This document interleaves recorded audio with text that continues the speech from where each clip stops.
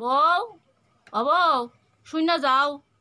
কিতা গো মা কোন আমার ফান খাওয়ানোর সাদা গুড়া শেষ হয়ে গেছে, বিকালে বানাই দিয়েছে। না গো মা, আমি তো সাদার গুড়া বানাইতাম পারি না। কেরে তোমার তার কম বয়সে বিয়ে হয়েছে না? তোমার মা কিতা ইডিও শিখাই দিছে না তোমারে? না গো, ইডি শিখাইব কেরে? আমার মা তো আর ফান খায় না। কেরে তোমার বাবারে দেখছি ফান খায়।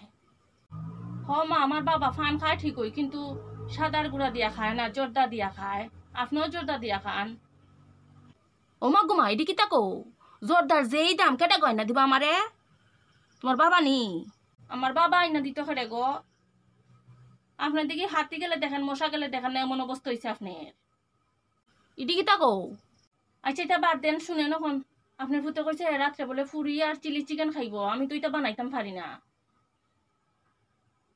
তুমি বুঝি চিলি চিকেনও বানাইতে পারো না? এটা একটা কথা কইলা?